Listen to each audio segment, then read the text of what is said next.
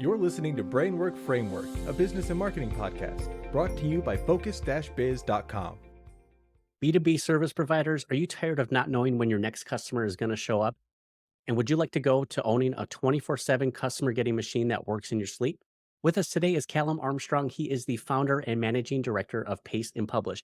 He's a prior marketing agency owner, freelancer consultant, and now he wants to share all the tips and tricks that has turned into the customer getting machine that he has today. Callum, thanks so much for joining us today. Thanks for having me, Chris. And I'm really excited to share what I can to help your people level up their market.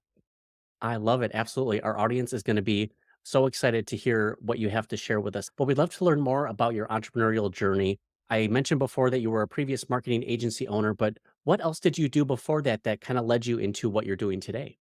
Yeah, great question. It all started back in late 2017. Before that, I'd studied marketing. I'd been building all these funny, weird businesses on the side since I was a kid, but I was backpacking around Asia, doing the typical OE, overseas exploration. And I wanted to build a company that could do good for the environment. And I stumbled across this plant called Manuka. You might have heard of Manuka honey. That's the plant it comes from. Anyway, I was learning about the essential oil that came from its extracts, and it had these crazy health properties, really powerful things it can do for you. So I was reading about that, and I learned about what it does in the environment, that it prevents erosion on hillsides. It creates a canopy cover that allows other plants to flourish. It creates home for invertebrates, that brings birds in, that bring the seed, pollinators, all that fun stuff. And so I booked a one-way ticket home back to New Zealand. I started this company called Manuka Essentials, not knowing how to run a business, with this view that I'm going to bring native forest back to the country. Because if we can create demand for this plant, then we can create demand for the conditions to bring native forest back. Anyway, I did that for a few years, and we built a whole lot of skincare lines. We had beard oil, skin oil, shave oils, essential oils, things for cuts and scrapes, all this cool stuff. And I've sold that business last year, by the way, so not involved in that any longer. During that time, I was operating as a content writing and copywriting freelancer. I wrote websites and blogs, downloads, emails, newsletters, press releases, landing pages, that kind of thing. And that was just to pay my bills as I went. And fast forward to 2020, COVID lockdowns came about, the world stopped, and my skincare business was not essential. So it went to $0 overnight. And one of my main clients, they did an e-commerce accounting automation software. And because of the boom in online shopping, that went crazy. People were buying it. We had another company that was doing natural wellness products, and that went really big. It expanded and increased. So they said, hey, we really want you to run a marketing agency and hire a team so that we can get larger scale results from the results we're getting from your work. And before that, people had asked me to open an agency, and I didn't really want to. But then I looked at the situation and I said, hey, my main business is at $0. My freelancing is potentially making it into a successful business. I've got friends that want to work for me. I've got a couple of clients that want to come on board. So I thought, why not? I had an agreement I made to myself at that point, though, which was 5%. We called it the 5% pledge. So 5% of whatever money we brought into our agency, Paste and Publish, we would use to do free work for environmental projects and community groups.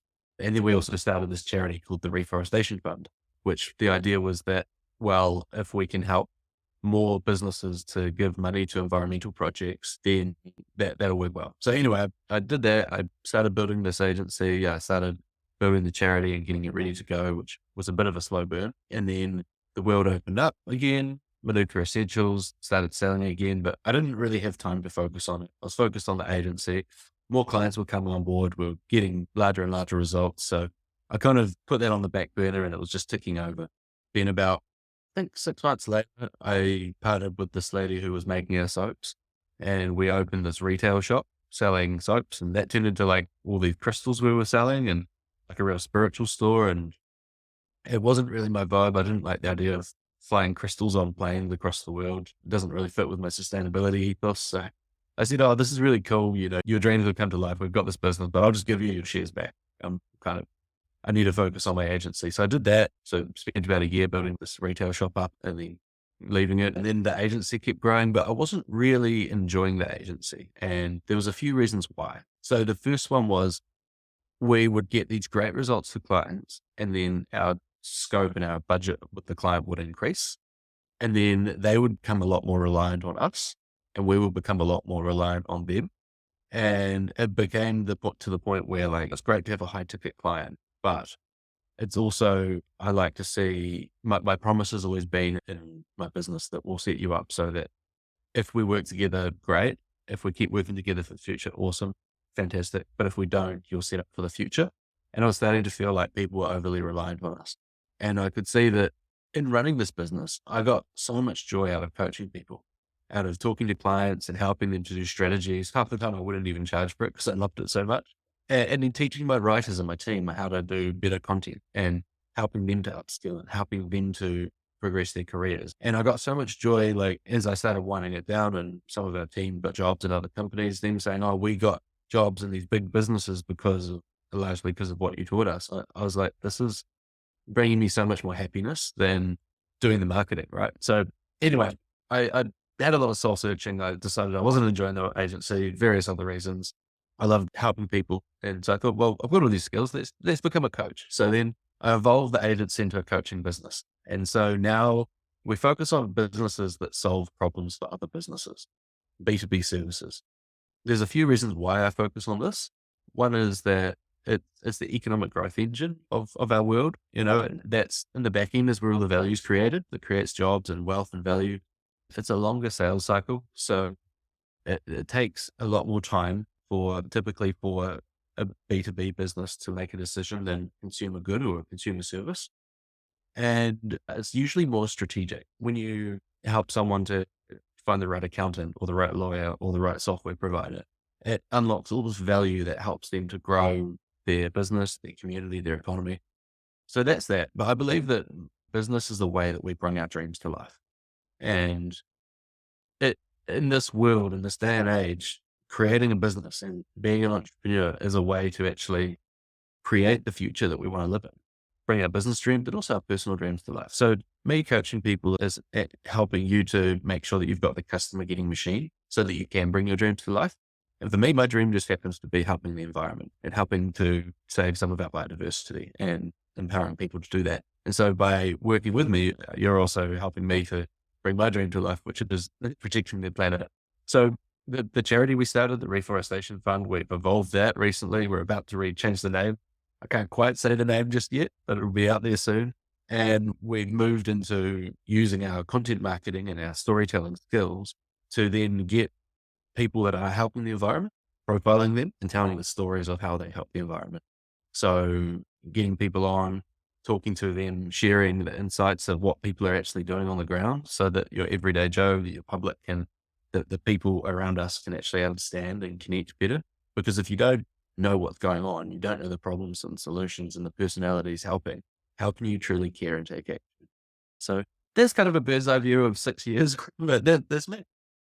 I love it. And thank you so much for sharing that because it's evident that you've gone through this incredible journey here, wearing many different hats, but you've helped and touched so many lives. And throughout that pivot and soul searching, you found this new passion in the way that you can help people, the people who are also helping other people and doing the thing that you love the most, which was the coaching that was mixed with the charity, the greater purpose, serving your community and the earth as a whole. I love that story and that passion, that purpose.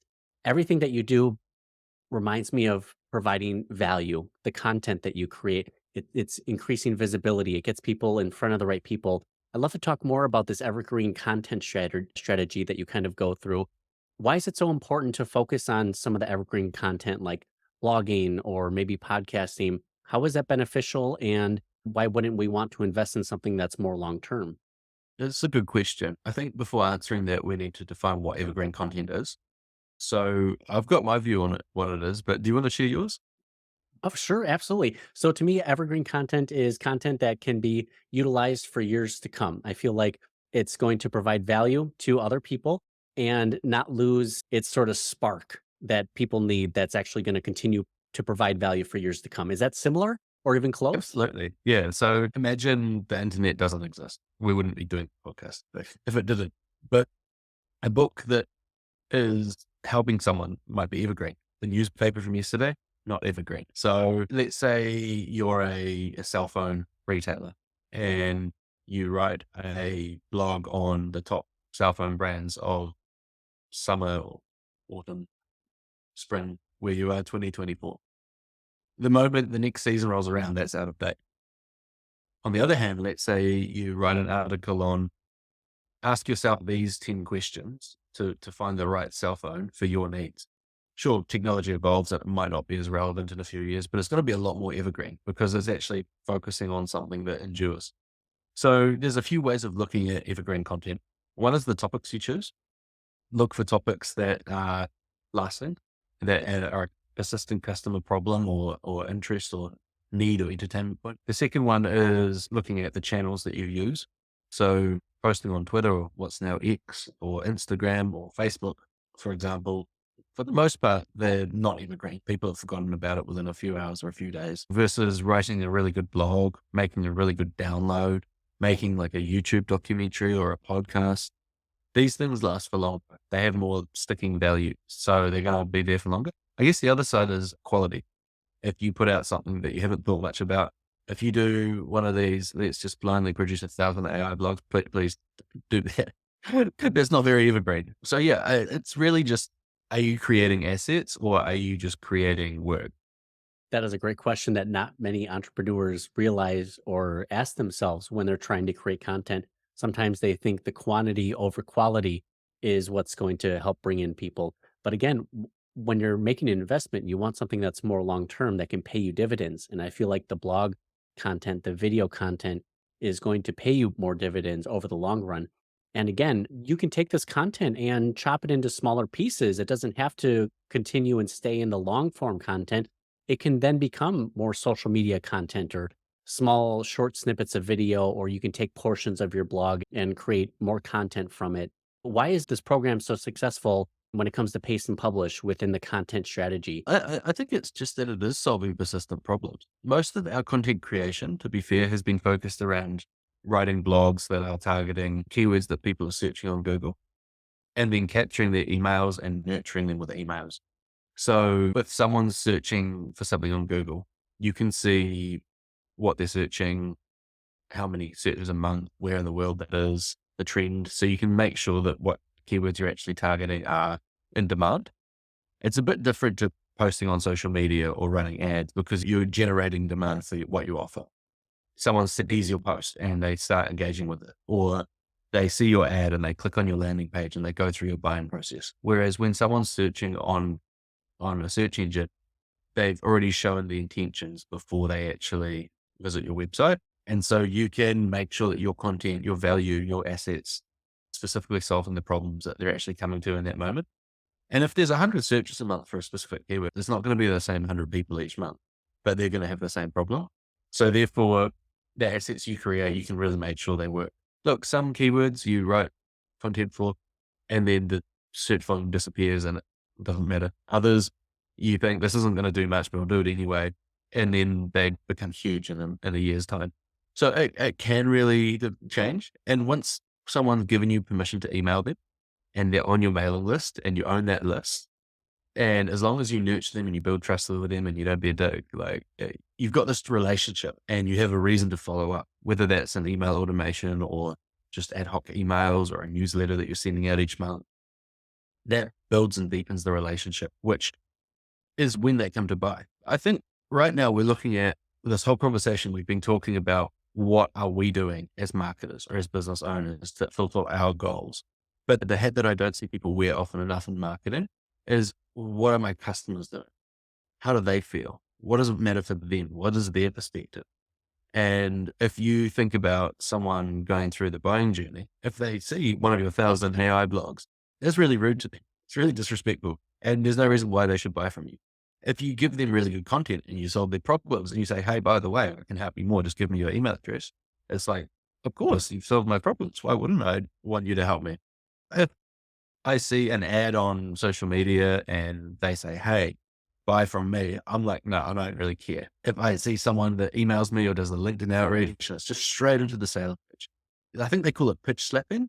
And I love that term, but But it's really like, I don't have time for you. You haven't actually considered my needs. Whereas on the contrary, if I search for something and I find someone's put in the effort to educate me and help me, one, I build trust with them. If I give them my email address, or if I buy their low ticket offer, or if I get on their email somehow and they keep providing value, I become their biggest end. I've got one example, a coaching company who I actually became a customer of. I introduced you to them, Peaceful Profits, and they're a great example of this. I saw their ad and they said, "Hey, we've got this $5 book showing you how to make $1 million business. If you don't like it, we'll give you your money back. No worries for the next year." But the only reason why they did that was so they could email me. And then the emails they sent a couple times every week were so valuable. I was like, I don't want to leave this email no matter what. I was referring them before I even met them. I was looking for ways to work with them. I was doing all this stuff because they educated me, because they added value. And I've got other examples of people that do this. So that's a long way of saying, just respect your clients, look at their problems, look at the journey they go through. Because when they buy from you, they're not buying from you because they want to buy from you. They're buying from you to solve their problem. So what is the problem? What is the solution? How do they go through that buying journey? And then just serve and provide value.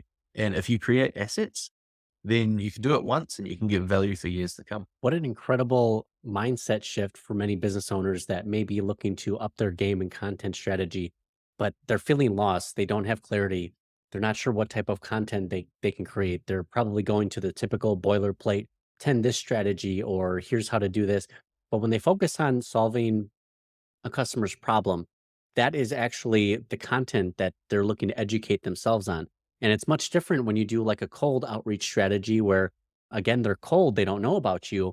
Whereas when someone stumbles upon your content, you're finding them within their stages of the buyer's journey. They are looking to be educated, they want to listen to you. And now you're providing the solutions to all of their problems. Now it boosts your trust and credibility. It's your authority. Just like you mentioned, that value added email sequence you never wanted to leave. How often have we gone onto an email newsletter? We thought it was going to be great, but it ends up just sounding like, why haven't you bought our stuff? As opposed to, here's something that's going to help you along in your journey. Why do we seem to go towards the sales first? Are people just so hungry and desperate that they feel like they need to get the sale? Do they not realize that the sales journey is a bit longer for B2B service providers? What was the mindset shift for you that allowed you to take that new approach into the value-based marketing? That's a really good question. I think I've always been this way. I've always just genuinely wanted to help people. That just comes down to who I am. I think the question you touch on is a more fundamental question. On one hand, we're business owners, we're busy, we've only got so much time. If you say this activity over here will bring you customers, but it might take a year and it might or might not work. And this one over here, you can just go and sell and it's going to get numbers. You're going to do the numbers one. No brainer, right? That's one thing. And if you're not super focused on marketing, you haven't been doing this for a long time, it's the whole mechanism of getting people through content is a bit of a mouthful to digest. A lot of people will get results from other areas like running ads, and then they'll say, okay, we'll invest some of our profits into content, but it's an investment and it does take longer to see results. And so people quite often just want to make the sale. And no, we're in business to make money for things, and that's fair enough. On the other hand, though, I think there's a fundamental change in how we operate in society. Before we were all online, you actually had to look someone in the face and eyeball them. If you just went to a party and you were like, buy my stuff, do you want to buy my services? And people are like, come on, dude, I just came to have a beer with you. You're not going to be invited back, right? But somehow when we're online, because we've got access to everybody, we're more connected and more isolated than ever before. And so I think there's a subconscious understanding in our minds that it's okay to spam people. It's okay to sell. It's okay to push things because we've got the protection of the screen that I'm looking at you through. And that ignores the fact that they're still a human. There's still a journey they go through. And so I think those are the areas to look at. But then as far as why do I do this? Aside from just genuinely wanting to help, the other thing is I see risk as, what if I do 100 or 1,000 emails and no one responds? I've damaged my sender score on my emails. I've burned some bridges that I can't regain. I've put bad juju, bad energy out into the world, I guess, because I've wasted some people's time and I've wasted my time. in my resources, whether I'm emailing them all, whether I'm figuring out how to do the automations, whether I'm hiring someone like you wouldn't just a harder sales pitch, right? But it's a waste of resources. If I'm running advertising, like I've done this before. I've learned a lot of these things from making mistakes. I've gone out and I've been like, buy, buy, buy. And I'm like, well, where did my money go? It's all down the drain. So that's on one hand. Yeah. I think to me, if I'm going to put in the effort, I'd like to make sure that it lasts. When I started that company, Manu Essentials, before I launched it, I wrote about 12 blogs on different things related to what is this plant versus another plant that sounds very similar. What are the traditional uses? What are the benefits of the oil? How can you use it? That kind of stuff. And at the time, it wasn't really performing and I was beating myself up over it. And then I came back 5 years later, 4 years later, I looked at my analytics data and I realized this is bringing in 1,000 visitors a month from stuff I did 4 years ago. And I haven't done anything. I haven't updated it. I haven't fixed the mistakes on the page, none of this stuff. And it's getting sales regularly. And this is what we're seeing for a lot of clients. I've created content 4 or 5+ years ago that was a heavy lift at the time, that was creating that asset and delivering that value, but it's still bringing them customers and leads today. And so, I don't really want to work too hard my whole life. I mean, I probably will because kind of a workaholic, but I'd rather create something and then let that serve me. I love that. It's a great perspective and insight. And the fact that other clients have demonstrated these results, that content that was created 5 years ago plus is still bringing in traffic. It's still bringing in sales and clients and customers. I think that's a testament. This is a proven strategy. It works for many different industries. And this is what you want to invest your time in. I'm always telling people, don't focus on the short-term goals, focus on your long-term goals. Because those who understand that it's going to take some time, the medium and long-term strategy, those are the ones who are going to create long-lasting brands. That's what it's about. Now, one of the strategies that we kind of discussed earlier, I don't want to take too much time on it, but it is the fishing method. And I think this is a perfect framework. I brought my fishing hat here, and I believe that you brought your own fishing rod so that we can go fishing.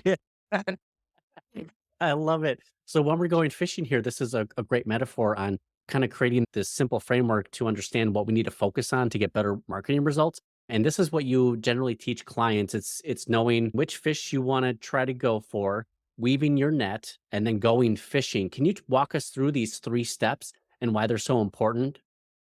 Yeah. So I was explaining how to get results from marketing to clients for many years. And I found that there were a lot of ways that it would confuse people.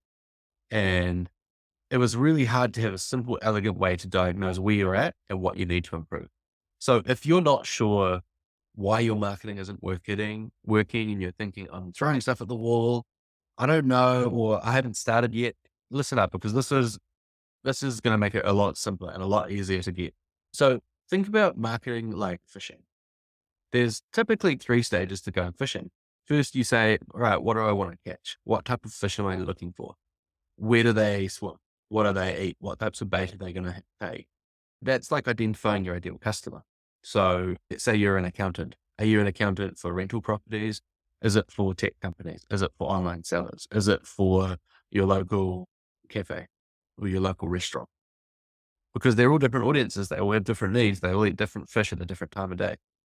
The next is you need to get the right equipment, weave a better net, or get the right lure or bait or tackle or live bait. For example, that is understanding the needs and pain points and challenges of your ideal customer and turning them into a website that speaks to their pain points, their needs, their desires, that positions you as a no-brainer. Only 3% of your audience on average is ready to buy right now. So for those that aren't ready to buy right now, you want to capture some of them and nurture them. So creating what we call a lead magnet or some form of value exchange, a download. It can be an ebook, a template, a checklist, a white paper, many other ways you can do it, but essentially solving one of their problems in advance in exchange for their email. And then for those people that aren't ready to buy yet, you can capture them and then you can send them an automated series of nurtures that warm them up and build trust with them so that when they're ready to buy, you're the obvious choice. So that's like weaving a better net.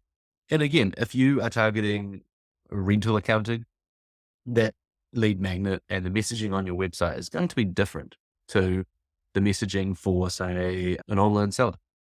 And so making sure that's right is critical. So we help you to really get that right and get that messaging on point. Because coming back to what we said earlier in this conversation, there's another human at the other end of the screen. And the numbers you see, the data, the ROI, the profitability and performance, very much depends upon how you serve that person. And that comes back to understanding their needs. So once you've done that, you go fishing. When you go fishing, you don't expect to drop your rod in the water and catch enough food for the next 3 months. You try different things. You try different tactics. You talk to people that you're fishing with. You go to different places. You double down on what works. And that's the same with marketing. So the third stage is saying, what types of marketing methods are we using? Are we podcasting or blogging? Are we running ads? Are we going to do sales outreach? Are we going to automate our LinkedIn and email outreach like you do, Chris? Are we doing something else? And then based on that, we then try it out and we test it and we refine and optimize and improve until we get results. And so that's kind of the structure that I like to look at it. So if you're thinking my marketing is not working, ask yourself, firstly, are you targeting the right people? Are you serving the right people? Interview them. By the way, I've got a really good toolkit with a list of interview questions. I'll give it to your listeners for free. It's just a Google Doc. No email sign up required. Shows how great of bad of a marketer I am, but Thank you, all right. Callum. We appreciate it. So I'll give you that link to share and then talk to them, find out what they need, reflect that in your messaging. Ask yourself, if we know who our ideal customer is, we know their pain points, is this reflected on our website? Do we have a way to capture people that aren't performing, that aren't buying and warm them up? If we have that, then the question is, one, are we getting out in front of them with a consistent way of reaching them? Two, does this method of reaching them actually suit our business operations? Like, can we do this consistently? Because it doesn't come from one big campaign overnight. It comes from consistent action over time. So is this activity something actually fits with longevity in our business?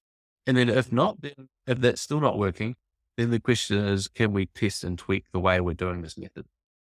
Can we improve it? Can we try different things? Can we actually talk to some leads that we've got from it and ask them how they feel it? And then if you're at that point and it's still not working, then you might want to go back to the drawing board and say, one, are we targeting the right customers? Do they have the resources to buy and the willingness and readiness to follow through? And on the other end, are we using the right method? Should we be doing something else? So there's quite a few moving parts in marketing. And I think this comes back to why a lot of people want to go straight to sales. Because for me to say to you, hey, Chris, do you want to buy from me? Do you want to buy my offer? I can solve your problem. It's a lot easier than setting up this machinery. But what we're doing is we're creating a pipeline. We're creating a series of leads that are warming up over time and having them come to find you and get you in your sleep, which is how we transform your business from not knowing when your next customer will show up to owning a 24/7 customer getting machine that works while you sleep.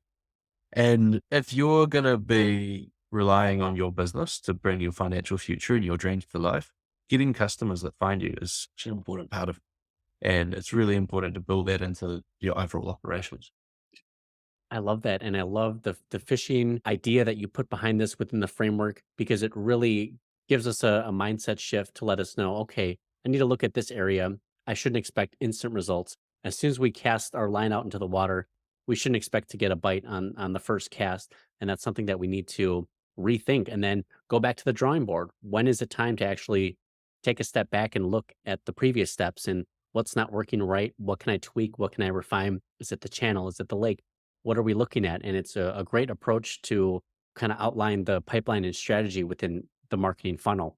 Now, with everything that you've learned throughout the years, is there a really great podcast, a YouTube series, a book, or any sort of educational content that exists out there that you would recommend to someone saying this is something you really need to check out that's going to change the mindset or the strategy that you take? I can share some that I've learned from Neil Patel. He's got some really good content. As you get more into marketing, especially if you're a marketer, sometimes you're like, oh, I know that already. But if you're just getting started, he's got thousands of blogs and they're really good. Backlinko, Brian Dean, he has some really good content on content marketing, SEO, video marketing. People can come listen to your podcast, Brainwork Framework, of course. There's a company that I get coached by, Peaceful Profits, and they've got a really cool book called The One Book Millions Method. And that talks about how you can use a low ticket offer to get customers. So I'm still learning about that, but I find that really interesting and their emails are like on point. If you are doing online training or coaching or selling courses, a guy called Ollie Richards, he started this business called Story Learning and scaled it to $10 million, which teaches people languages through stories. And his personal newsletter has some amazing content, which again, really changed my mindset on things. There's a lot of other places out there, but do you have any people that come to mind? Absolutely. I love the ones that you mentioned. Neil Patel, that was someone I started following maybe 4 to 7 years ago. For me personally, I really love Alex Hermosi's content strategy. And in addition, his value framework, the way that he takes value as an equation, where value is equal to basically how likely is it that I'm going to achieve the results? How long will it take me? And then the bottom is what you're trying to reduce, the obstacles that I would overcome. And it's just a great way to perceive value as an equation. And then that can help us build our offer and our messaging and our strategy when we kind of understand what value it brings to people. Now, for those who are interested in learning more about you and your business and everything that you're doing, where can people follow you, find out more about what you're doing? So if you want to have a chat, you want to engage, I'm really active on LinkedIn. Come say hi. I don't buy it. If you want help with your marketing, you want to set up the right foundations and you want to get the right elements in place to ensure long-term success, we have a coaching program called Evergreen Leads, which is how you go from not knowing when your next customer will show up to having that 24/7 customer getting machine. And for that, you can go to our website, pasteandpublish.com/evergreen-leads. So that's really how we help through coaching.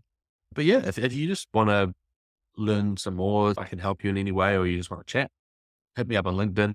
I try to avoid Facebook and Instagram and TikTok and the other platforms because there's a lot going on in this world and good to have a bit of space and mental clarity too, but they're also good at platforms. But yeah, that's kind of where you can find me. And if you're not sure where to start and you're not ready to get help, check out that customer interview toolkit. It can be easy to gloss over what your customers have to say and think, I know the answers. Even if you've run your business for the last 20 years, you're going to know a lot more than anyone else about your business. But it's easy to make assumptions and to not really stay on the ball of what are my customers thinking. Their thoughts, their feedback, their actions change all the time. And it's an investment in talking to your customers. So yeah, check that out if you wish as well. I love that. Thank you, Callum. And for those who are interested, we'll have the links available down in the show notes, the description, so you can have quick access to all the lead magnets, lead gen offers, and ways to connect with Callum here. Now, Callum, we're short on time. However, I would like to learn more about your future goals. What is in the pipeline? What's on the timeline for you for the rest of 2024? I believe you're talking about this rebranding with a charity that you can't share too much about, but what else is on the docket for you for 2024 and beyond? So we are doing a lot actually. We've got another business called Improve Your Business 3 minutes at a time. It's a newsletter and myself and originally my mentor, who's a retired business owner and now a good friend, Bernie Hanvey, we share a fortnightly newsletter sharing practical tips and a 3 to 5 minute read that you can action straight away to get better results in business. So we're launching that in the next few weeks at the time of this recording. So improveyourbusiness.substack.com. We'll be doing that. We've got our charity, the Reforestation Fund, which is being rebranded soon. And we're getting ready to create content and do more interview style, podcast style content with conservation leaders in New Zealand and beyond. Obviously launching Paste and Publish's coaching program and scaling that up. But I think we're getting ready, my partner and I, to travel the world. And so I guess building this in a way that we can see the world. So that'll be also sharing more of our content as we go around. That's a few. Yeah, That I'm sounds traveling. it's ambitious. However, you are laying the groundwork and the strategy that you need in order to 2, 3, 4 years from now to take some time off to let your businesses kind of run themselves. But you're putting in the effort now. It's that short-term sacrifice for the long-term gain.